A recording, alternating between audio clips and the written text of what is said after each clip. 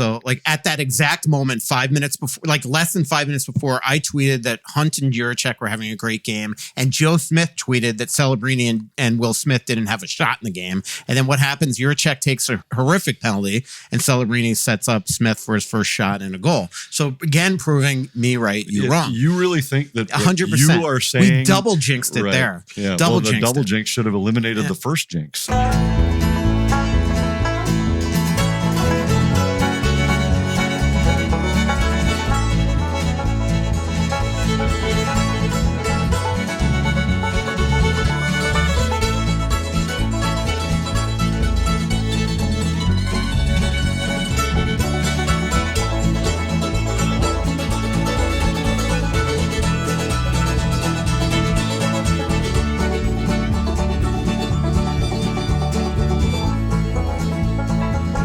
Welcome back to Worst Seats in the House. Michael Russo, Anthony LaPanta. Our next live show is November 18th. That's next Tuesday night at Splitrocks, 7 p.m. Come on out for that. Again, November 18th at Splitrocks. And Anthony, I was disappointed last night's game was on ESPN because I just wanted to hear you pronounce Shakir Mukhamadullin all night on the telecast. Well, he didn't play the time we saw the Sharks last, about a week and a half ago.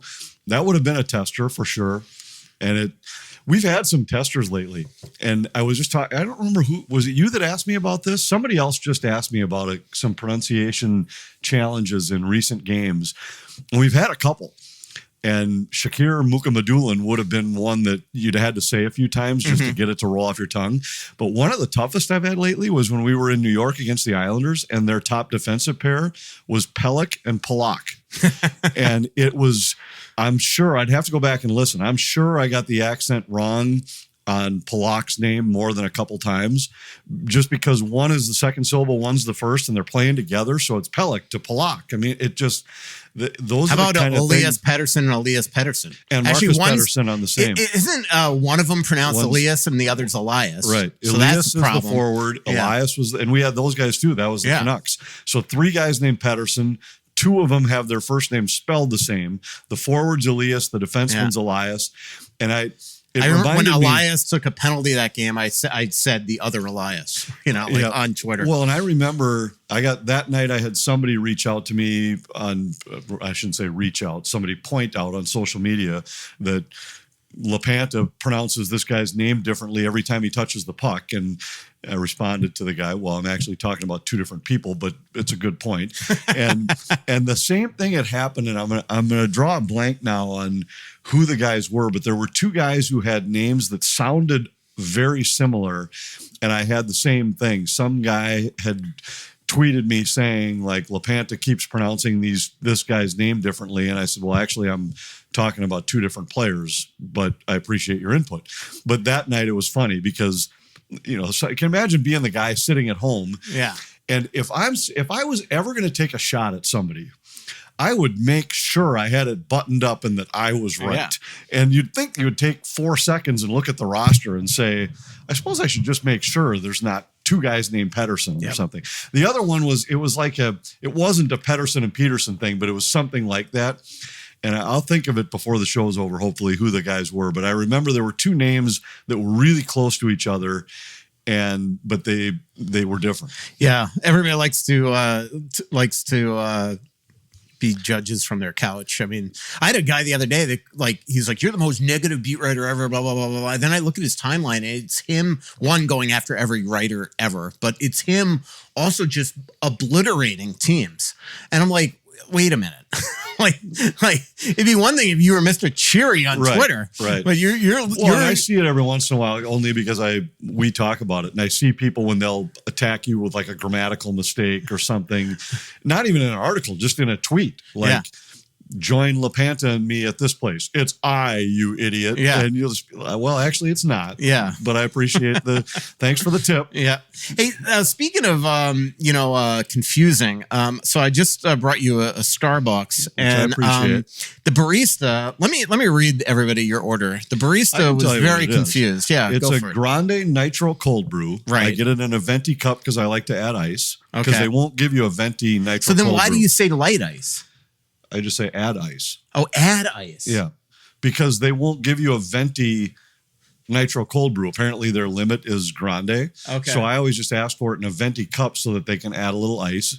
They say it is bad for the makeup of the coffee, like the nitro cold brew, but I like it to stay cold longer. So I ask to add ice.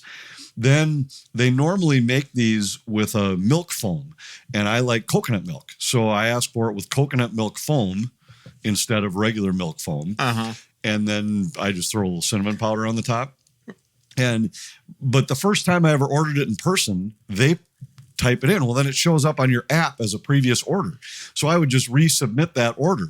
And every time I go to a new Starbucks where they don't know me, I'll walk in and inevitably they'll say, I don't understand this order. And well, the barista was hilarious. First of all, I just finally turned my phone around to show them your order because she couldn't figure out a way to type it in. And then the barista that actually made it, she just hands it to me and she looks at me and she goes, I don't get it. And I said, I don't know, but I'll tell you one thing. He used to make fun of people that would order drinks like this. It's actually a pretty simple order, but it's more complex, I think, to do it through them because on their app, you can't order coconut milk foam. So it was the downtown Starbucks on Hennepin and First, the one down kind of by the almost Federal just Reserve. off the river. Yep. And they were the ones I used to go there after Twins pregame shows every night. And I would order it there every time, and I'd order it in person because I could never order it ahead online because I was always within a half hour of when they were going to close. But I would walk in and they just knew what it was. And the guy would just signal to the other guy, I know what it is. And then it showed up in my phone. So they would just say, I know how to put it in. It never really made sense to me, but they were like, yeah, I'll do it this way. I'll explain it this way. That way, if somebody else sees the order. And it is funny. Like sometimes we were just in Dallas and sat outside of Starbucks there. Sent the order to them, no questions asked. Right. But about 1 out of every 3, I'll walk in and it'll just be somebody totally flummoxed saying, I don't even get it. Like, what is this? Can you explain it to me? It was hilarious. And they'll hand it to me like, is this anywhere close to what you like? By the way, this Starbucks is awesome. I'm like hesitant to even mention it because it seems like nobody knows that it even exists. I accidentally bumped into it last week for the first time, but it's right there on like 34th Street and 694 in Oakdale. And it is like totally like giant patio, comfortable to work in. It's really cool. So I'm hesitant to bring it up. Like by the way, I'm hesitant to bring this up too. I now have a new cheat code for the airport for early morning flights. So you know how like early morning flights or sometimes security is absolutely packed at MSP. Well, if you don't check a bag, you just now Uber instead of to the airport to the Intercontinental Hotel, and then you go up to the second floor from 5 a.m. to 10 a.m. It's open every day, and they have TSA pre-check there. So like the other day, I had I covered the game against whoever they played the night before the game, Pittsburgh, I don't even remember. And the next day, I went to Nashville. It was the Nashville game, the controversial game. Which, by the way, we should talk about that because we haven't had a podcast since. But anyway, so I cover that late game. I get home at midnight. I have to leave for the airport at 4 a.m. I just take it right to the Intercontinental Hotel, go up to the second or third floor, go right through their security. It's open every day from 5 a.m. to 10 a.m. Absolutely awesome. So that's a good little cheat code if you're carrying on only. All right, let's talk about last night's game, Anthony. And the Wild have 3 days off here before Anaheim comes to town, which has been a bear lately, although Colorado beat them last. Overtime, the Wild, what was it, 2 or 3 years ago? Remember, they just didn't lose in overtime. Now they cannot win. They are 1-4 this season in overtime, 1-0 in a shootout. But what couple things that have bothered me. One, I could go 15 different directions here. One, I'm just anxious because all right. You'll so usually go like 4 of them before you throw it to me. Of their 6 overtimes, they've blown leads in 5 of them. 4 of them against Western Conference teams, so that's not good. And then the other thing is I feel like the last overtime against San Jose, they didn't learn their lesson. I get puck possession is king and you don't want just odd ankle shots and things like that. But here was a game again, 2 games ago, they barely had shot attempts, even though they had the puck in the offensive zone for 3 minutes and 40 seconds and lose. And here again, they're not penetrating. And the other thing I will say, and I haven't been as bothered about this as the fans have been, but I am absolutely with them now, is play Zeev already, man. It's one thing, like I can say, all right, we don't trust him. He makes defensive mistakes, blah, blah, blah. They've lost 4 games in overtime. It's now time to use Zeev. I think it depends on the situation. I think you could do it when you have possession.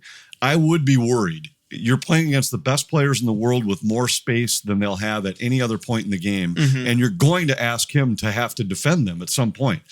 I wouldn't want to start an overtime with him. But if you had possession, maybe a change on the fly kind of thing where you have possession and use them. Kind of like guys use great face-off men. Win the face-off, get us the puck, go to the bench. We've seen Colorado do that with Brock Nelson this year, where he'll win the draw, head to the bench right away, and Nathan McKinnon jumps on the ice.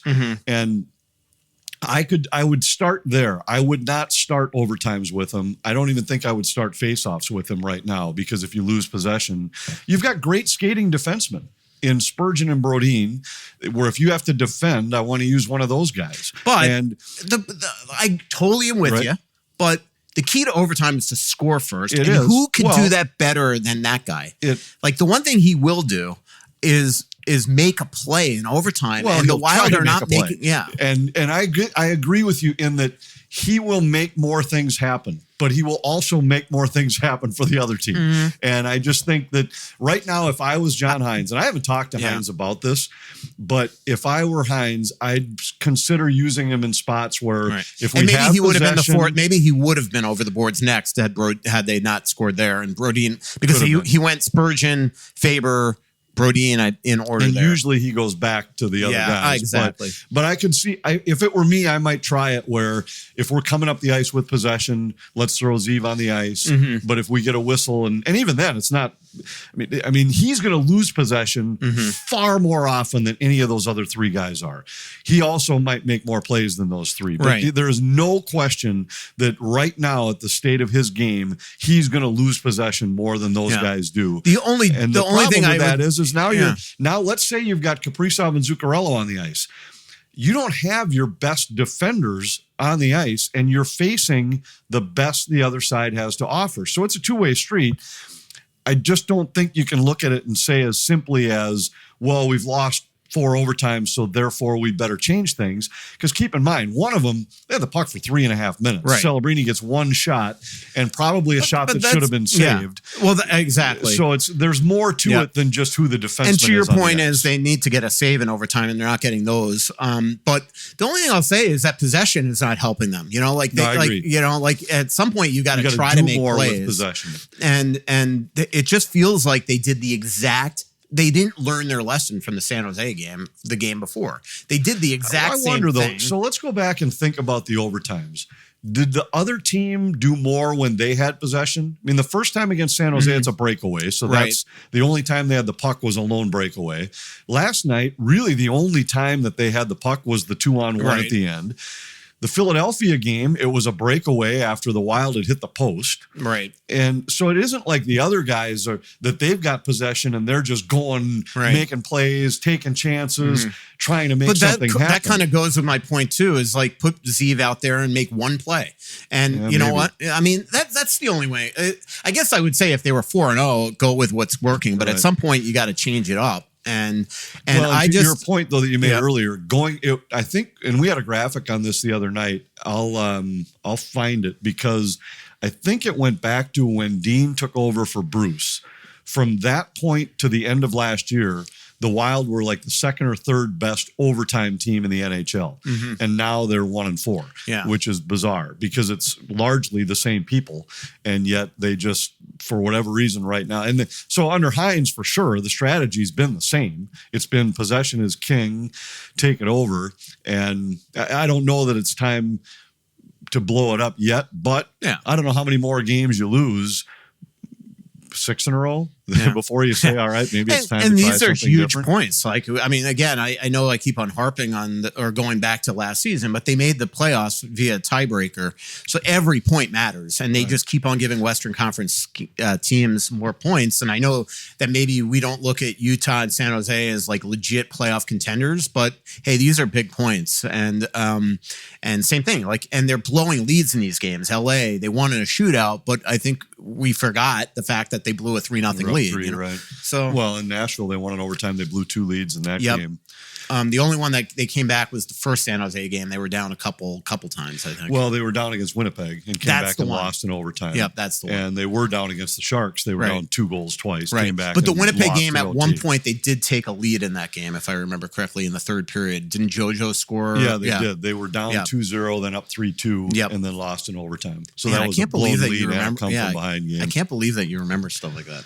Well, that's my job. Yeah, I know, but it's technically mine, and I can't remember crap. I was watching a game on. Well, let's. I was watching just real quick. OT. I was watching a game on TV the other night. I can't remember what it was last season. I'm like, how did I remember this game? It's like one of the most exciting games I've ever covered for the Wild, and I had no recollection of it. But anyway, well, I was just going to say, as long as we're on the OT subject, we've discussed this before, but it's one of. If I had the ability to make 2 rule changes in the NHL, one would be dealing with the overtime point, getting a point for losing a game in overtime, that I would abolish that. I'd abolish the shootout and just say, if you want to play 8 minutes, 10 minutes of overtime, whatever it is, but you don't get a point for losing a game. You either win or you lose. And it's every other sport does it that way. Right. You lose in extra innings, it's a loss. You lose in overtime in football, it's a loss. You lose in overtime in basketball, it's a loss. Football is similar in that they give both teams a possession, but if at the end of it they just call it a tie. And so you could do that here. Say, all right, we're going to play for 10 minutes, and if nobody scores, it's a tie. Or play for 10 minutes and don't play sudden death if you want. It doesn't matter. Do something. But I hate the point for losing in overtime. And just real quick on that point, the one way, and I've said this for since the 2004 lockout when they introduced the shootout, is this is the only sport in the world where every single game is potentially a different value. Points, right. And that is insane. So you could go, the other option would be to go the 3-point system. Right. But one or the other, you've got to make a change. It can't, you can't be giving out points for almost winning, in my opinion. But I don't know about you, but the next day when I look at scores from the night before, the first thing I do before even looking who wins and loses is I scroll, see how many overtime games were, and see if they involve Western Conference teams, because it makes everything so much more difficult in trying to come back and make the playoffs. Well, no doubt. But you look at the teams in the West. I mean, I looked the other day. Now Colorado's won a couple in a row, but at one point they had like 9 wins and 6 losses. Yeah, they suck. But 5 of them were in overtime. Yeah, so they were 9-1-5. Well, they've won 9 games and they've lost 6. Yeah, but yet they're 9-1-5 by the NHL standards, and I get it. They're trying to. But you give yourself credit for a win when you win in overtime, then you should be charged for a loss. Somebody did ask on Twitter if you lost part of your soul the other day when Ryan Carter said on the air that they were coming off a 500 homestand when they were 2-2. Yeah, it just drives me bonkers. What was the other one that you wanted to make? The other one was that I think they have to change something on the possession in overtime. Yeah. Make it so that you can't leave the zone with the puck. If you do, blow it dead and there's a face-off in your own zone. Totally with you. Because I think if you did that, now you'd force teams to play hockey. And what I've always argued is that I hate the shootout because it's a skills competition. It'd be like saying baseball, we're going to play the 10th inning, and if nobody scores, we're going to have a home run derby to try to win. Yeah. I mean, that's the equivalent. NBA, we're going to play 1 minute of overtime, and then we'll have a 3-point shootout or a dunk contest or whatever it might be. Something that's, yes, it's a skill you'll see in the game, but it's not the same. And if you did that, now you're playing, nobody takes the puck out of the zone like that when it's 5-on-5. I know they can, but they just don't do it very often and on purpose. And in this case, you do it, and it's really brought those overtimes to a screeching halt sometimes. And now, and by the way, that has been what the Wild have been doing over and over again. They just come out of the zone. And they're not the only team that does it. And I get it. Why force something? Let's just maintain the puck until we get a great scoring chance. But to me, it would be more like regular hockey if you forced the team to play it more closely to what you see during the regulation part of the game. And if you were going to do something where you said, because if you just said, hey, we're going to play 5 minutes and if nobody scores, we'll call it a tie, both teams they'd take no chances until the final 30 seconds if they had the puck. Right. But if you put this rule in, it makes that harder to do. And now a team can defend you. They can come and attack you near the blue line because they know you're going to have to just dump it back in, maybe therefore giving up the puck. Yeah. But now you're playing hockey where possession goes back and forth. Now, if you did that rule, would you blow it dead and just give the puck to the other team? Or would you I'd blow it dead and go down and have a D-zone face-off. Because that would be, you'd have to do something, because the one thing that would concern me is the unintended consequence of that. Like, if you are out there for a minute offensively and can't do anything, that you almost intentionally come out of the zone just to get, all right, we're not going to give up the puck, but we are going to just have a line change, put fresh guys out there. So you got to at least if you're not going to just give the puck to the other team and let them just come, kind of like soccer or something, I think then you have to at least, where the location of the faceoff needs to be like an ice experimenting with just giving the other team the puck. It would look weird. Yeah, it would just feel like, hey, here's the puck. Exactly. It would be like a practice breakout drill. Right. So that's and all of these things we're talking about are I just think they're better options than what we're watching right now. And when they first put 3-on-3 overtime in, remember the pace of some of those games? It would be 2-on-1 one way, 2-on-1 the other. Fans were on the edge of their seats. It was exciting. Now it's a lot of teams that just kind of lull you to sleep. And the exception is when you get something going back and forth, and when you see it, you're like, holy cow, is that exciting to watch? You're watching the best players in the world with some free ice going end to end with each other. And when you do that, the game's very rarely going to a shootout. They almost always end in OT. When we come back on Worst Seats in the House, Anthony, I do want to talk to you about the way the Nashville game ended. I want to talk to you about Kaprizov and Zuccarello and the good and the bad with them. And I also want to tell you, I haven't talked to you about my trip to Cleveland and Buffalo and covering women's hockey rivalry series. We'll be right back on Worst Seats in the House. Holiday season for many means a lot of stress, a lot of things you worry about. Company coming over, getting the house in order, grocery shopping and cooking, and all those gifts to buy. The last thing you need is more stuff to worry about, like the equipment in your home faltering. My advice, keep Aquarius Home Services on speed dial. Plumbing issues like a water heating that stopped heating? Call Aquarius. A light switch that seems to do, nothing? Call Aquarius. Trust me, I do that all the time. And a faulty furnace that forgot it's now time to keep your home warm? Well, call Aquarius. Aquarius is the company that I've trusted to take care of my home for years. Plus, right now, Aquarius provides $98 off any repair and are just a click away at AquariusHomeservices.com. Enjoy the worry-free home you deserve this holiday season and contact Aquarius Home Services. And don't forget to mention that Russo sent you. Aquarius Home Services, earning the right to be recommended. Deer hunting season is here, and it's time to own your odds with OnX Hunt, the GPS hunting app trusted by millions of hunters. With the Hunt app, you'll have access to nationwide public and private land ownership information, waypoints, tracks, and much more, all at your fingertips. Go to onxmaps.com/hunt. That's onxmaps.com/hunt to sign up today. Hey, Rosie here for Stretch Labs. I've been talking about them for months now, and it's part of my regular exercise routine. They're located throughout the Twin Cities, and no matter who you sign up for, they have great stretch practitioners that will work with you. They are great at stretching out your hips, your back, your neck, whatever might be aching you, but more importantly, being proactive about your overall health. They understand how your body works and what you need no matter what your age, really no matter what the shape you're in, but understand how important stretching is. Black Friday right now will offer the best pricing on bundle packages of stretches. Get anywhere from 3 to 20 sessions at a discounted rate. Hey, it also makes a great gift. And for Talk North listeners, they will have access to Black Friday pricing for all of November. So check them out for yourself. Stretch Labs throughout the Twin City area. Hey, this is Randy Shaver. Along with Kevin Gorg, we host the show Fantasy Huddle on Talk North. Each week, we're going to break down the matchups for the NFL season and try to give you the best chance to win your fantasy football games each and every week. Join us for Fantasy Huddle on Talk North. Back here, Worst Seats in the House, Michael Russo, Anthony LaPanta. coming to you on the first of 3 straight off days. The last time we will have 3 straight off days this season. That doesn't include the Olympic break and the holiday hiatus. So this is really a time the Wild are going to try to get themselves refreshed here. They do have 2 off days next week, and then it is condensed scheduled the rest of the way. Anthony, I do want to talk to you about the way the Nashville game ended. I personally think that the right decision was made. Again, the way the rule reads, it's accidental or deliberate. So we don't even need to decide right now if what we think Annunen was doing was intentional.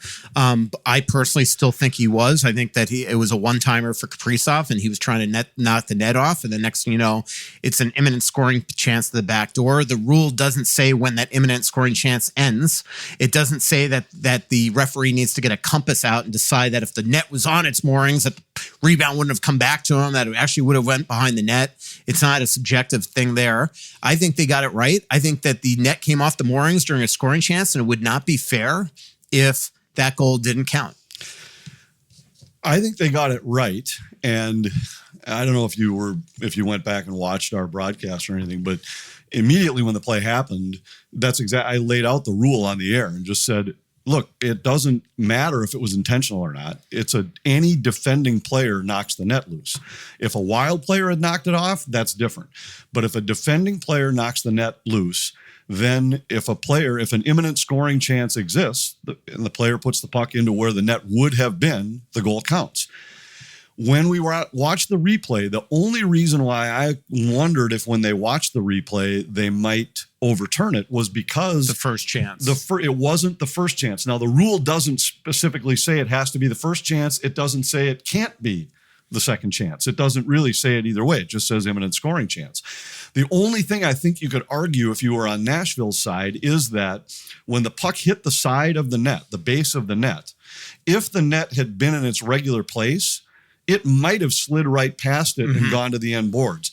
That's the only argument you could make if you were Nashville, is that the only reason the puck came back to him is because the net was off kilter. And that's exactly what Stamkos told me when I asked the question. And I don't know for sure what, I don't know what would have happened. And in the official's judgment, the scoring chance still would have been there. So, yeah, I mean, the rule has a little bit of a gray area in it, in that it doesn't specifically say it has to be the first shot or can't be the second shot.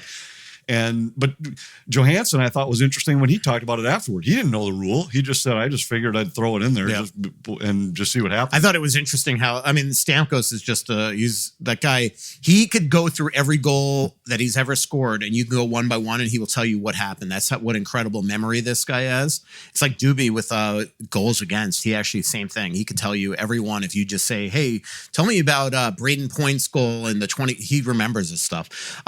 So I was impressed with that. The one thing I will say is that XL Energy Center / Grand Casino Arena has been accused before of the league from not taking care of, not putting properly the pegs in the ice. That happened after the Matt Murray thing.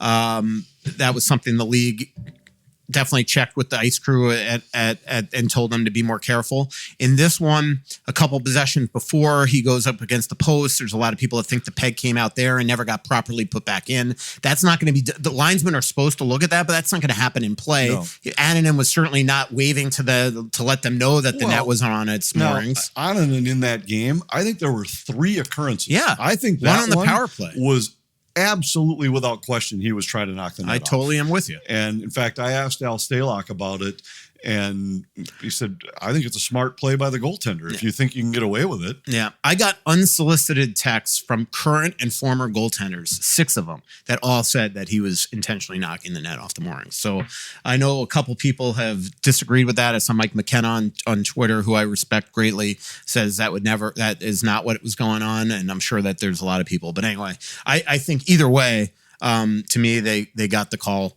right. Kaprizov and Zuccarello, obviously they played 3 games together since Zuccarello's been back in the lineup. I think Zuccarello is going to get better and better as he, just imagine being his age and just thrown into the season in November. It's going to take him a little bit. But last game they got cratered, that line, the Rossi game. I mean, you look at the analytics, they got absolutely, courtsied. 2 games ago, obviously didn't score. And then the one in the island was great stuff. But the one thing about them is the East-West stuff, when it works, it's beautiful. Like the play in the third period there on Long Island. But at the end of the second period, Kaprizov tried to force a couple plays to Zuccarello, turns it over, and it's a goal against for the breakaway. So, I guess this kind of goes back to our conversation 2 weeks ago on this podcast, is it doesn't feel like, it feels like the Wild, they want to play this north-south direct game, and when that line in particular gets into trouble, it's usually the east-west plays that are oftentimes ending with a Kaprizov turnover. And, yesterday is a perfect example of Celebrini and Will Smith they had nothing going, and they had no shots until the power play. Because of the fact that they were up against the Eriksson Ek line all night. Right. And that line was awesome. Yes. So I guess, my point is that at some point they've got to stop it, right? Yeah. And I mean, I agree. Now, I thought last night you have to give a little credit to Alex Wenberg. I thought his line was good against him, but that's by the way, exactly... Wenberg is the one guy I keep on saying, he would actually consider, because I know, we'll get into this. The Wild are trying to trade for Jordan Kyrou right now. That's somebody that they are very interested in. I don't think they have the assets to make it happen. Maybe they do. The one thing about it is that they'd have to give up money in the deal, and who are they going to be able to? Who's somebody that makes a lot of money on the Wild that they're going to be able to put in that deal that they'd be willing to, that St. Louis would want. But Wenberg's one cheaper option. He's scored in this league. He could defend. Yeah, he's great dude. A good player. I don't know that he's what the Wild need right now. Right. They need a top 6 forward, I think. If you were going to say plays top 6 there, at least. Right. And so I want to go back to what I was going to say is it's not like we're talking about one of the guys that you'd say is the absolute elite shutdown guy, but he was good last night. And that if you're John Hines, if you're Kirill Kaprizov, Matt Zuccarello, Marco Rossi, you can't be dominated by a line centered by Alex Wenberg, in my opinion. I mean, I'm not using that as they were playing against their shutdown line, because that's not exactly. It wasn't Jonathan Toews and exactly. It wasn't. But that line played well against them, and I think they almost just sat back and waited for the Wild to try to force plays, which they did, and that it resulted in pucks going the other way. I think we all got excited about Matt Zuccarello and his return, but let's not forget this is his second game back, and the first game, while it had a couple highlight reel plays, wasn't perfect either. It's going to take him a few games to get back to looking like himself, and I just thought the bigger story in last night's game was the domination that Eriksson Ek's line had against Celebrini's line. That Celebrini's line did nothing until that power play in the third period. Not a thing. They didn't have a shot attempt. They didn't have a shot. They had some shot attempts, but not a shot on goal. And I thought Eriksson Ek, Boldy, and Johansson were just terrific in that game. Yeah, absolutely. I don't know. It just, the turnovers just, it's killing them. I don't know. I know that we all look at points and just think that Kaprizov is having this great year. He's really been mediocre at 5-on-5, and his puck decisions continue to really hurt a team that just doesn't, that's not defending as we normally accustomed to seeing. They've been better lately. Obviously, this is recency bias off a second overtime loss to San Jose, a team that we all think the Wild should win, but they have been turning their game around. They have points in 6 of 7. Well, they have been, and I'd use last night's game as it's really, I think, a good example of why the Wild start is what it is. It's not anything you'd look at and say it was egregious or that it was unacceptable, but it was another game where the other team's goaltender was the better goaltender. Mm-hmm. And it's not, you don't point to it and say Gus lost him the game. He gave up 2, and one was on a 2-on-1 in overtime. The other was on a power play where he really had very little shot, although Smith actually flubbed the shot and it went between the legs of Gustafsson. But when you look at the end of the night, The expected goals were 3.5 to 2.08 in the Wild's favor. So that means Gus saved 0.08 more than he should have, so that's my point, is you're not blaming the goaltender. He was above expectation. But the other guy was 2.5 goals above expectation. And that's been the theme of this season. During that 1-5-3 stretch, it was 8 out of those 9 games. The other team's goaltender had a better saves above expected number at the end of the night. And yet over the 9 games, the Wild goaltenders were only a couple saves below expectation, and most of that happened in the one game against San Jose. So it's just been a team that hasn't finished as efficiently as That's they where need I was to. going to go to next. And a goaltender that they haven't stolen games for them when they've been there for the stealing. Yeah. I think a lot of that's likely to even out. If you look right now, we had a graphic the other night at most goals scored above expectation. And the Sharks and the Ducks are like 2, and Blackhawks, they're all in the top 4. That would tell you that it's unlikely that that's going to continue. Minnesota was number 31. Only Calgary was below them. It would probably tell you that their games are likely. That stuff usually comes back to the mean. And I think last night's game was a perfect example. The Wild were by far the better team in the game. They had 6, 7, 8 chances to make it 2-0 when it was 1-0 and didn't cash in on any of them. And it wasn't like, I didn't think the goaltending was brilliant for San Jose. It was just Wild hit a couple posts. They didn't take advantage of some chances. I mean, the goaltending was good, but it wasn't like he made any highlight reel saves. And he wasn't even supposed to start the game. Nedeljkovic was, and obviously didn't happen. But again, I know I'm harping on Kirill, and I know he's everybody's favorite player. So there's people out there right now that are going to get mad at me, but like at some point he's got to have a moment this season. Like we're 18 games into the year, and I don't care about all his points. He has not had that Celebrini type moment that we see every single night. Celebrini was, as you said, dominated last night, but the 2 biggest plays of the game he makes, and they win the game because of it. And Kirill has not had that. Kirill against the San Jose Sharks should have 5 points. Like it's that simple, and we have not seen that from him this year. And again, I know I'm like contradicting myself because it bothers me when fans always point out money. But this guy squeezed the Wild out of every single cent that's going to affect them for the next 8 years, 9 years. And if he wants to be the best player in the league, he's got to act like it and play like it. And to me, that means dominating games against teams that were 32nd in the league the last 20 years in a row. Okay. I don't think he's dominated like he has in the past. Yeah. I don't think there's any question about that. And I'll go back to what I said before.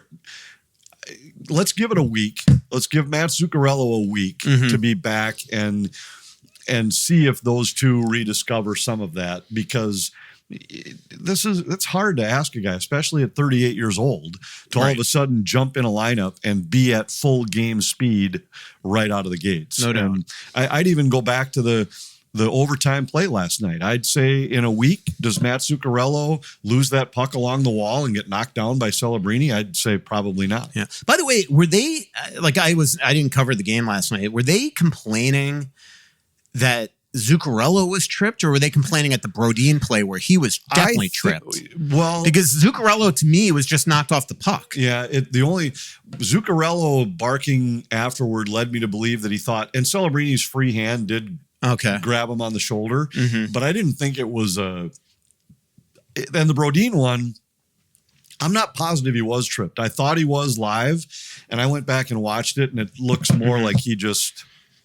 It was like a shoulder-on-shoulder thing, and he kind of lost his balance and went down. When I saw it live, I thought it was for sure a trip. I'm not sure either one of those was worthy of a call. But the fact that Zuccarello turned and barked at the official right away when the puck went in the net led me to believe he was arguing about Celebrini's free hand, like grabbing him and knocking him down. But I didn't think I didn't think either one of them should have been called or needed to be called. It just was maybe. You could argue that Celebrini could have been called for a hold, but I don't think so. Wild killed 14 of 14 up until that David Juracek penalty, terrible slashing penalty. proving again, jinxes are real. So like at that exact moment, 5 minutes before, like less than 5 minutes before, I tweeted that Hunt and Juracek were having a great game. And Joe Smith tweeted that Celebrini and Will Smith didn't have a shot in the game. And then what happens? Juracek takes a horrific penalty and Celebrini sets up Smith for his first shot and a goal. So again, proving me right, you wrong. You really think that 100%. You are saying we double jinxed it there. Yeah, double jinx should have eliminated the first jinx. So anyway, but back to the point, like that we've made so much about Juracek. Like I think he's been playing better, but there's always that one play every game. And even like 2 games ago, I thought he was great, but it started with a horrible turnover on his first shift of the game where he tried to force a pass to Spurgeon in the middle. It was a, helter-skelter from there. Like just a terrible penalty, man. Like, and now he, obviously if Middleton comes back next game, I assume he's going to be out of the lineup, and it's just a matter of time if they're healthy that they're sending him down. But the irony that it's taken them to reacquire Daemon Hunt to realize that Daemon was probably better than David Juracek at the very beginning. Well, I think that's a little bit of an exaggerated statement. But it's a funny one. It is. Well, I'll leave that to you. I think they bring different things, and Daemon Hunt's skating ability has been noticeable. Man. Like he has made differences. I thought he was good in Carolina, but it was almost like you just didn't want to notice him. And the fact that when the game was over, you didn't notice him was a win. But then I thought the next night when he got the call again against the Islanders, now you did notice him. He was stepping up. He was confident. He was assertive. I asked John Hines about him. He said, I thought from game 1 to game 2 we saw more of what he brings. His skating ability. Well, last night he drew a penalty. I think it's 2. And you've seen 2 him, penalties last night. And you've seen, his ability to move is a difference maker. I still think that if you just put the 2 players on the ice and put scouts from 32 teams in the crowd and said, we're going to have you watch these 2 guys, which guy has the higher upside, almost all of them are probably still going to look at Juracek and say, this guy's got a higher ceiling based on his body, based on his size, based on the way the puck comes off his stick when he shoots. So I don't think it's fair to say that Hunt is just better than Juracek. I think Hunt right now brings different things to the table, and Hunt has been great. And I think we'll see him get more and more opportunity here while the Wild wait for Zach Bogosian to get back. Don't get me wrong. And I agree with you on the Juracek turnovers, but I think it's to call him better. I know, but it's a great line that it took them to reacquire Daemon Hunt. It to is realize really he was quite a better. story. It is when you think about it, that he's the guy that went the other way in the trade, and then the Wild grabbed him. But it also tells you when the Wild traded him. And sometimes you just think it's GM speak. Yeah, we hated to see him go. We really liked everything he brought. Yeah. But as soon as his name was back on the wire, the Wild knew exactly who he was. You know what's funny about that? I don't know if you remember, but in July, I was writing that they might get Hunt off waivers. Like it just made all the sense in the world that, I probably wrote it 5-6 times. Hunt. Like, it just because you just knew that with 7 one-way contracts that it was going to be very hard for him to make the team. And with the Wild when the second they brought in Jack Johnson, even in that story I wrote that, Daemon Hunt is going to be somebody they're going to have a chance to reacquire. And his skating is just so noticeable. His confident. We clearly have now seen that he can play left and right side. So I don't know. I think it's great. We'll be right back. I want to talk to you about my trip to Cleveland and Buffalo. We'll be back on Worst Seats in the House. Thank Twill in the Edina Galleria, twillmn.com. Go there, sign up for their alerts. You only get a couple emails a year, but when you get the email, it'll be about a special event or a sale that's dramatic. I got a lot of stuff when they had a 40% off sale this summer when they were clearing out their summer inventory for fall inventory. It's not a huge store. It's easy to shop. That also means that when it's time for them to clear stuff out, they're going to give you a great deal. Go there, say hello to Scott Dayton, my friend. It's Twill by Scott Dayton in the Edina Galleria. Best men's clothing store in Minnesota. Go check it out. Hey, have you been dreaming of a lake cabin lifestyle with boating, fishing, and family fun in northern Minnesota? Well, lately I've thought a lot about how cool it would be to have a getaway like so many Minnesotans. And if you're like me, you probably think that owning your own lakeside getaway is beyond your budget.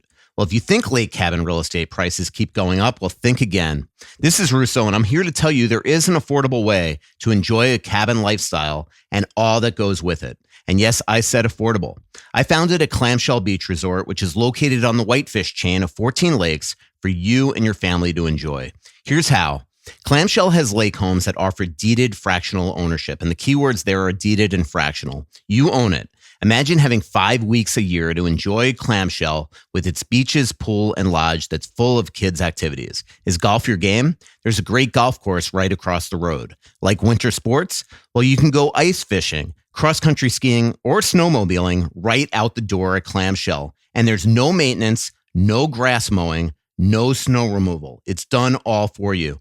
And you can own a share of Clamshell Beach Resort at an affordable price. To learn more about ownership opportunities at Clamshell Beach Resort, go to cottagesonwhitefish.com or contact Pat Egan at 612-220-9819. That's cottagesonwhitefish.com or Pat Egan at 612-220-9819. There are many reasons to open a smart checking account at Royal Credit Union, including no monthly fees, no minimum balance, and a $250 bonus.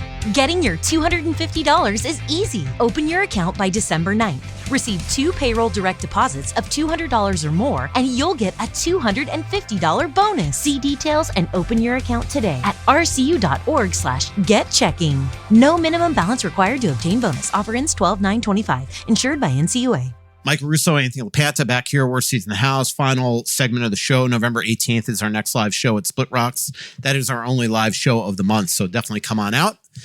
Real quickly, before you get to your trip, we had Vinny's thoughts for this show, and one of them was on your check and hunt. So we've kind of talked about that already, and but he was supporting our theory on how good Daemon Hunt has looked, but he asked a question about Gus in goal and said that, he played fine. I'm just scratching my head about the decision to play him over Wallstedt. Very diplomatic, because if you saw the text I was getting from your son yesterday, you would have freaked. You would have. I think it was an interesting call for. He was Hines. calling John's head. Well, I didn't get those texts, so I don't know for sure. But I thought it was a real interesting choice for the Wild to go to Wallstedt in the Calgary game, because the two goalies had, Wallstedt had played well in New York. Gus hadn't played. He had played well not in the first period against Carolina, but played well for the last 40 minutes of that game. And I thought it was interesting that they made the call to go to Wallstedt. Now, if there hadn't been 3 days off before the next game, how do you not go back to a guy off a 36 save shutout and give him the next start? But you've got Gus as your number one guy, who now would have been a week between starts at least.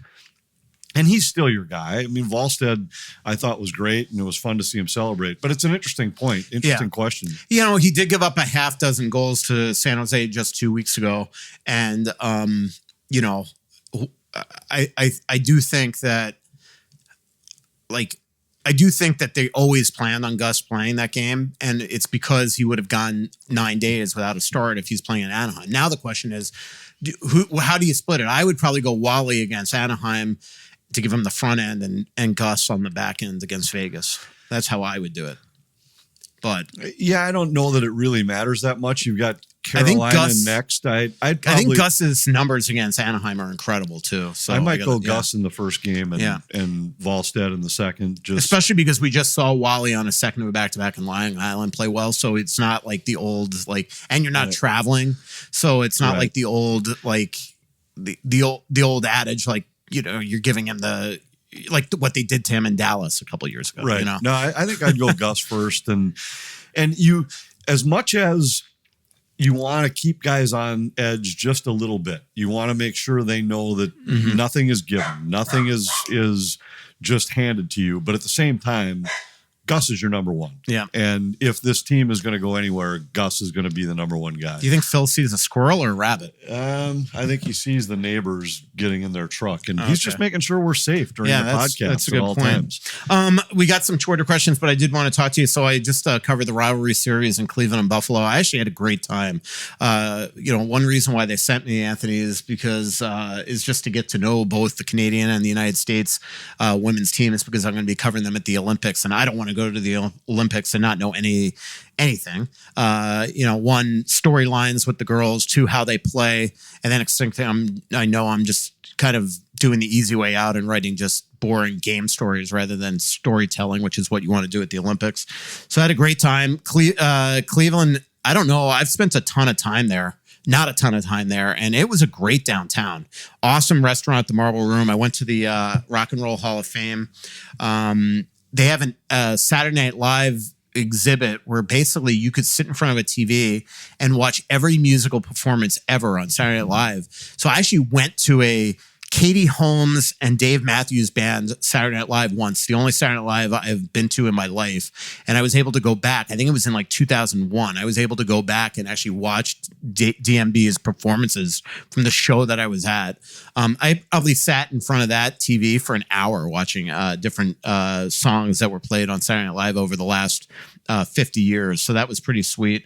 Only issue that I had with downtown Cleveland, not enough Starbucks. In fact, I couldn't even find one near my hotel. I stayed at an incredible hotel called the Metropolitan at 9. It was awesome. I haven't stayed there. It's been a few years since I've been to Cleveland. The steakhouse that you sent me to is no longer there. So I went to the Marble Room. You would have loved this place. My God, it's so good. And to be honest, when we've been there, I haven't strayed too far from walking from the ballpark to our hotel. That's about as far away from my hotel as I've gotten there. There was a cool little stretch of a few bars, a couple had live music, and then there was a casino close by. That's exactly there. Right. I know exactly. And Marble Room's right at the end of that one road. So I had a blast. I will say, man, a lot of respect for these athletes. Like Taylor Heisey is just a superstar. Do you think if you put her on the Wild lineup, Anthony, that if you played her 34 games, she would at least have 1 point? Oh, she'd get a point. Yeah. Okay. I'm saying that for a reason. Yeah. I mean, you get why I'm saying that? No. Ben Jones. I'm just saying. Yeah. No. At least one. Depending on where you put her. I mean, she would outscore Ben Jones. This game is so much faster than the women's game. I mean, I love how the women's game has progressed, but I'm just kidding. At some point, like the puck would hit you by accident and deflect to somebody, and I suppose it depends on who you play or who she's playing. But so anyway, she was just awesome. Like she's as good a passer as she is a shooter. She created like empty net goals for Abby Murphy, like 3 of them in Cleveland. Hillary Knight was great. The thing that Heisey did awesome is there's a girl Skamura on United States that's from Western New York, and she goes in there on the last goal of the game in Buffalo and fakes 2 shots and drops it right into the wheelhouse of Skamura for a goal in front of all her family and friends and her girls that she coaches in the offseason and things like that. So that was sweet. Abby Murphy, star. I mean, I know that she's been a star at University of Minnesota. I think she's going to be a top 2 pick in the PWHL draft in a year.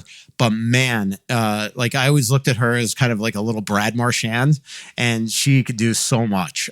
She's incredibly fast, elite shot. Layla Edwards, awesome. Caroline Harvey, awesome. Hillary Knight, obviously awesome. So really fun time. So actually looking forward to covering the Olympics. And then Buffalo is Buffalo. I really got along well too with Robo, their coach, John Wroblewski. He coached the Ann Arbor program for a long, long time. Got to start with John Hines and coached everybody from the Kachucks to the Hugheses to Matt Boldy to all those players in that one draft that Boldy was drafted. I think it was like Newhook and Turcotte and Zegras and all those players. So really, really fun time. Anything else you want to get to before I get to Twitter questions, Anthony? No, let's see what the people on Twitter have to say. Yeah. Everybody thinks that jinxes are real. Well, they're not. Yeah, they definitely are. I go back to, again, why you think that you could create your own luck, but that jinxes aren't real. Because you create luck by putting yourself in the right spot. But there's no But luck chance. is still fake. Luck is as fake as jinxes. Well, it's not. Like if you put yourself in the right spot, the number of times a puck will hit you in the ass on its way into the net increase as opposed if you're sitting in the corner doing nothing. So you can, it's still luck if the puck hits you, but you've increased your luck by putting yourself in the best spot. And if I tweet shutout, it usually goes away. Same thing. Which is, no, it isn't. There is zero chance what you write or what I say. One's a figment of our imagination. The other's a figment of our imagination. Yes. There is no chance. I loved it the other day. We had somebody that pointed out something that I had said that then got reversed right afterward. I think it was that the other team's penalty kill had been really lousy or something like that. And so you jinxed it. I'm like, look, every single time the Wild go on the kill, we point out that they've killed 10 in a row. So we said it at 5 in a row. We said it at 6 in a row. We said it at 7 in a row. We said it at 8, 9, 10, 11, 12. And then when we say it at 14 and the other team scores, now it's a jinx. Well, what about the first 7 times we said it?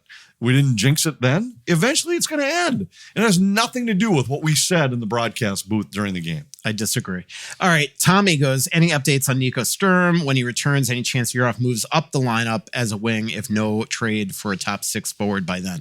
I mean, I always am hesitant to say because he's not coming back for 3 weeks-ish. So it's like, there's going to be other injuries. Everybody being there. Let's say everybody's there. I think the big question mark becomes Vinny Hinostroza. Mm-hmm. If he continues to play, and now I'd caution, this is a little bit, you have to temper this. He makes a few plays every night where you look and his speed is evident. Absolutely. And makes some chances. But it isn't like he's scoring every night where he's irreplaceable. But I think he's the question mark. If he continues to bring value, then I think the odds are more that Urov goes the other direction. Mm-hmm. But if Hinostroza, if his production starts to wane, then I think you say, all right, well, Urov's a part of our future. Hinostroza, for whatever, he just probably isn't as big a part of years down the road for this team. And I think then you give Urov a shot in that spot. Yeah. And in terms of Sturm is eyeing, hopefully returning by December 1st. He's skating and things like that behind the scenes and apparently doing really well. I do think Urov is getting better and better. And I think that Foligno and Trenyan with him have looked really good in the last couple games. Man, does Foligno need a goal, Anthony? He needs to get lucky and have one go off his ass. And then we'll know. You know what I'm going to do tomorrow night to prove it? I'm going to point out, on Saturday night, I'm going to point out at the start of the game that he has 0 goals to prove to you that if he scores, that I caused that. 16 games in a row, eventually he's going to score, and then you'll say that you were right at that time. Yeah. Hunter asks, what do you think of the Buium-Faber pairing? Well, I thought it was decent. And Faber's game's been headed in the right direction really ever since he called himself out after the game against Utah. Except for Carolina. But he's been, I mean, everybody's going to have a night where they're not terrific. He's been really good since that night. Except for you and me. Yeah, have you called yourself out lately? No. Yeah, you should. It's because I write great gamers every single night, and you call a great game, and we are always terrific. I have yet to call the perfect game. I've had a couple where I've thought, you know what, I feel pretty good tonight, and then sure enough, bang, and then all of a sudden, Hinostroza comes over the board. You're like Ryan Hartman with the puck. Right. Yeah, it's there's always one call where as soon as I do it, I throw my hands up like. Well, there you go. Got the name wrong. Yeah. Random Nick goes, are the Wild still in need of a first-line center? Seems Rossi has been less visible lately, and Eck seems more like a third-line center as he ages. You know what's really ironic on a totally different subject is that, if the Wild wanted to get Kyrou, what it would probably take is Rossi. And I don't think the Wild could trade Rossi right now, which is ironic. Right. I wouldn't do that. Yeah. I think the Wild, and this actually goes back to one of Vinny's thoughts too. He had a question about the Wild's 5-on-5 scoring where he said, all their possession numbers, all their chance numbers seem to be good enough to be elite, but yet their 5-on-5 scoring is lacking. At what point do you make a major deal? And I think it's a good question. He's trying. Yeah, and I agree. And I think we've always wondered over these years, you only have limited assets that you can trade away to bring a top 6 guy in. And do you ever look at the team and say, we're just one top 6 guy away from being a legit contender in the West? I think right now is the closest they've been to that spot in the last 4 or 5 years, where I think with a lot of the rest of the way the roster has developed, with the continued development of Brock Faber, with the Zeev Buium showing that he maybe by the end of this year might start to look like the player that they really think he can be in terms of impacting game going offensively. Rossi, continues to grow. Boldy becoming an elite player. I think it's right now might be worth making a major investment in one of those top 6 guys, but it isn't just as simple as, okay, now we're ready, let's go grab them. Somebody has to be willing to give up a top 6 guy and has to value your assets enough to give them to you. 100%. And a good example is the Wild tried hard to get JJ Peterka. Buffalo had no interest in the players that the Wild were willing to give up, which, by the way, I believe included Rossi.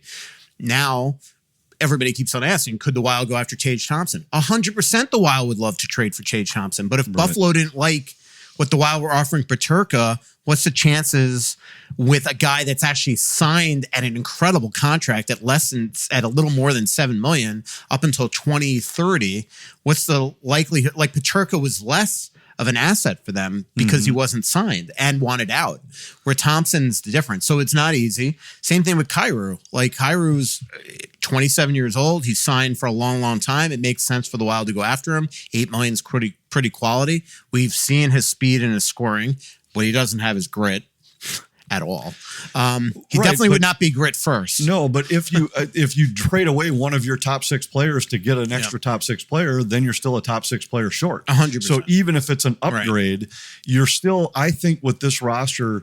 And look, everybody knows what my feelings are on Marcus Johansson and his ability to help a roster. But the bottom line is, if you're going to be a contender, I think everybody within the Wild organization would say your lineup would be great if he's on your 3rd line rather than your 2nd.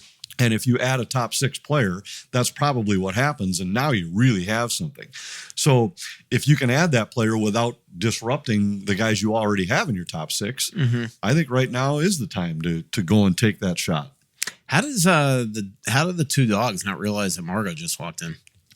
Well, apparently we shouldn't have felt as safe as we did. Yeah. When we thought we were safe from intruders. The funniest thing is Margot is so nervous about interrupting our podcast because of the dog. She just went in the laundry room.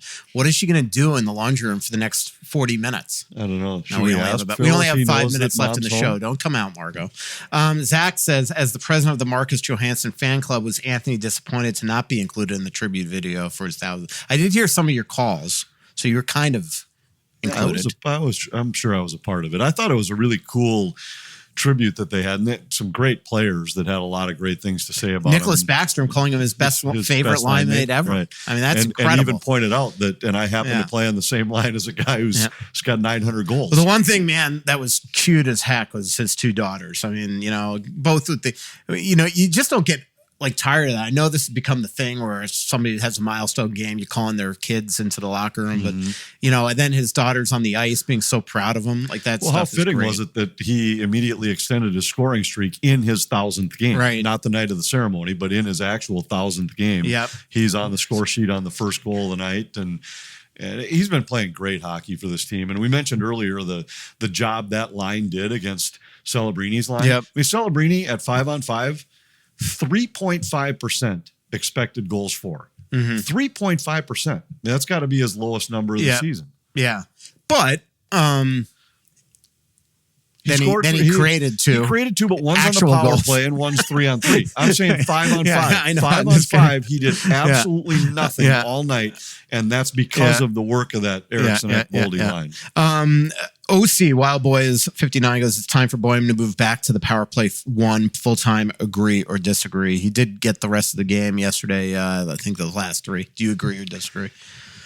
I don't know that it's hard to really look at their power play and say anything should change. I want to see him unleashed. I mean, we get to see Celebrini unleashed. I know Celebrini is a special player. We get to see Matt Schaefer, Schaefer unleashed. I know he makes mistakes.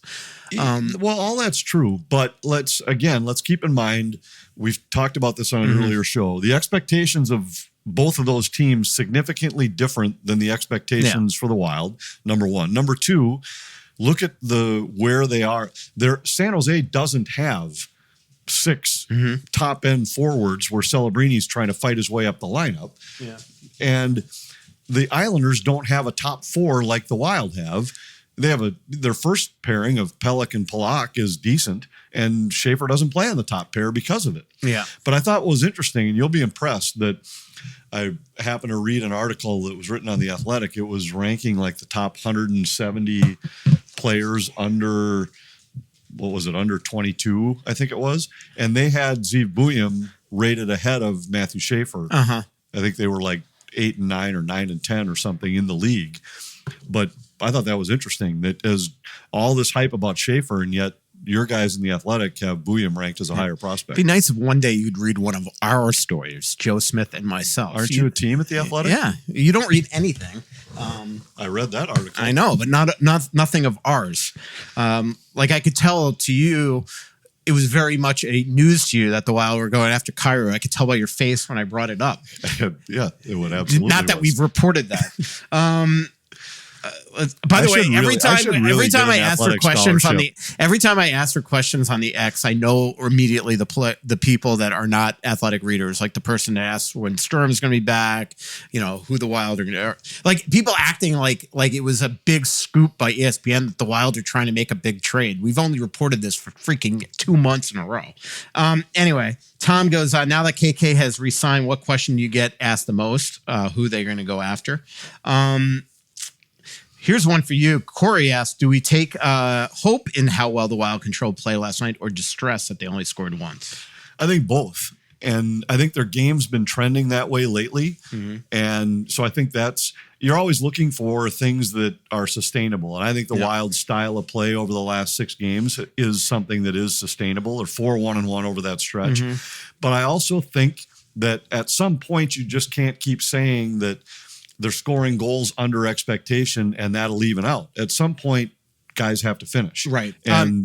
So I think there's some reason for concern there too, that they just haven't finished at the level I think they need to. Couple more minutes left in the show. Charlie Stramel looks like he's having a good start to the season for Michigan State. This is from Mitch.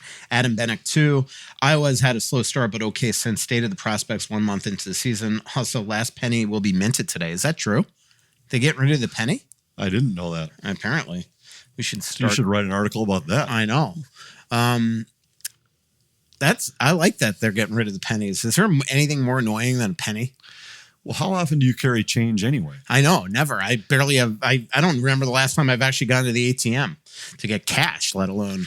We're in a digital world, Anthony. I'm aware. I've heard it's a fad though, but every once in a while, I've used cash, and it's when you get the coins, I don't know what I'm ever going to do with these, but you know what the most annoying part about coins is for me is that I used to just throw them all in my car, and then you'd have quarters for parking meters occasionally that I would use, but then I would just throw it all in a bag one day and bring it into the bank. They don't let you bring it in and dump it in the change machine anymore. They say you have to roll it up in. It's like you're a bank. Yeah, I should be able to bring you whatever money I want to trade it for. Well, I should be able to trade it for cash, whatever it is. It's still a quarter. It's still, if I have 4 of them, you should give me a $1 bill for it. Wasn't that like the Seinfeld episode of Kramer when they just threw a bunch of change on a table once? Kramer or Newman or it was nickels for some reason. It was in like a laundry bag full of nickels. I don't remember what the story was. I can't remember either. But to get to Ryder Ritchie's having a good start at BU. I'm trying to think who else. I've gotten a lot of questions about Leskovar lately because he's playing for the Heartlanders. And one thing I'll say is the Wild love Leskovar. They're just trying to get him caught up. He broke his wrist in the scrimmage when he was hit by Foligno, and they're trying to get him caught up. He had a really tough game, I think, last Friday night, but a couple good ones. He brings a dimension that the Wild just don't have. So he's got a long rope to be a really good player. I think that he's going to be a really good player. And they love him, by the way. Great, great guy, apparently. Dan Dowdy asked, if my question makes it through, it'll be a first. That's a shock because I love Dan Dowdy. But here goes. Do the coach, GM, and owner read the comments from increasingly frustrated, disappointed, and fatigued fan base? Do they care, Anthony? I know you don't. Read the comments of your articles? Well, Twitter. I think they for sure are tuned in to what the fans say and think. There's no question about it. They do fan surveys, and it's from everything from what do you think of the arena experience, the music they play, the lights, the sounds, the game presentation, to the roster creation, to the TV and radio guys? I mean, they are constantly checking out the feedback of the fans. Whether or not they look at the comments in an athletic article, I don't know. That might be a different question. Last question of the show, which of course I lost. I think it was from Wild Boys again. Let me find it, Anthony. Oh, thoughts? No, I already sent a great picture to Hannah for the show, by the way. Okay. So you're not using that one. Well, we might. No. Thoughts? Know what it is. I know what it is. It's for our Twitter feed for this podcast, and I don't want it to run. What the picture is. Okay. Is it of your stupid drink order? Well, it has that in it. Okay. I don't want a picture of me on Twitter. I already sent a great one, and it's of both of us. And it's from a couple years ago, and it's how people will love this. It's how I feel every time you speak. It was captured perfectly at a restaurant in San Jose. Perfect. But I think Sharkman got it. The point of it was that we were supposed to take a picture that was current every time. No.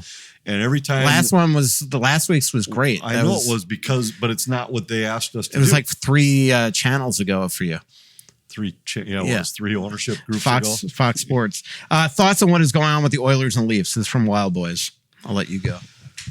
Well, I mean, Edmonton looks like a mess, but I've made that comment. I will say they had a huge win the other night. I watched their game against Colorado the other day, the 9-1 game, and it looked. I was talking with Ryan Carter afterward. I said this looked like watching, Hill Murray play Roseville, or like at home. It was just. And I shouldn't say that about Roseville, but there are years where at the high school level, there's just one team's way better than another. Mm-hmm. And that's what this looked like. It looked like a varsity and a JV. I mean, it was not 9-1 where it was because a couple goofy goals went in. If they would have played for another 15 minutes, it would have been 15-1. How about when after the game, when Knobloch was asked about the goaltending and whether or not the players are losing confidence, he's like, it was just it was hilarious how long it took him to answer the question. Was a part of it, but their game was a mess. But this is what we've seen from Edmonton in recent years. Yeah. They look like this for a while, and they have the ability to turn it on and win 8 or 10 in a row. But I don't know if one of these years they aren't going to be able to turn it on like that. And every year I keep thinking, well, maybe this is the year because.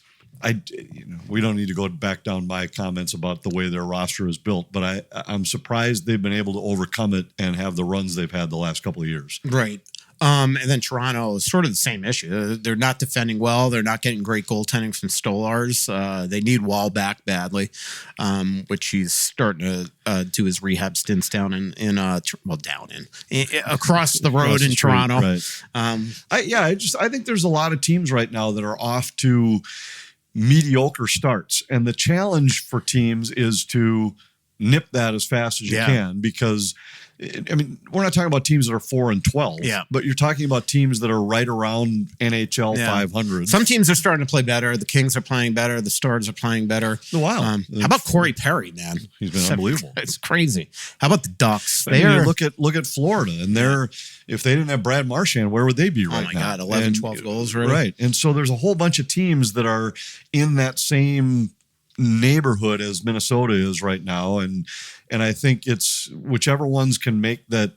Every time you get into that little rut where you lose games, it's how many times can you push it into overtime, and can you, instead of when you lose 8 out of 10, make it be 3-4-3 or 3-5-2 or something instead of 2-8, and that's the challenge. And then to put an end to it before it gets to 10-12 games is the challenge. Our next show will be November 18th at Splitrocks, 7 p.m. So come on out for that. We'll have Grain Belt special as well. Aquarius Home Services, your local authorized dealer for Connecticut Water Treatment Systems, is our #1 sponsor and our longest sponsor. Clamshell Beach Resorts, Onyx Maps, Twill in the Dinah Galleria, Royal Credit Union, and Stretch Lab. Talk to you November 18th, everybody. So much coming out, there's nothing